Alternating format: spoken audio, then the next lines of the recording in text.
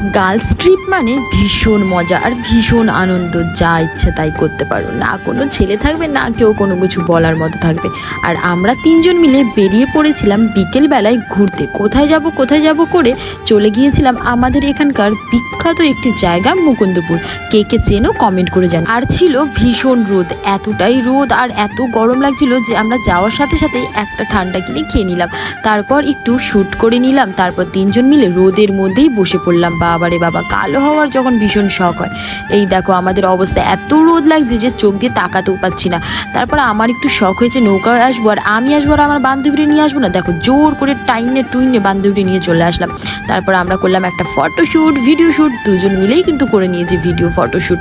তারপর চলে গেলাম একটা রেস্টুরেন্টে খাওয়া দাওয়া করতে। রেস্টুরেন্টে যাওয়ার সাথে সাথেই চা আর পকোড়া অর্ডার করে নেওয়া হয়েছে। তারপর তিনজন মিলে কিন্তু খেয়ে নিলাম। তারপর দেখো কিভাবে পকোড়া খেতে হয়, তোমরা শিখলে আমার থেকে। যাই হোক, পকোড়াটা ছিল ভীষণ গরম, আমার মুখে একদম গরম লেগে গেছিলো। তারপর আমি একটু একটু করে খেয়ে নিলাম। আর অনেক আড্ডা গল্প আর চা খেতে কে ভালোবাসো কমেন্ট করে জানাও।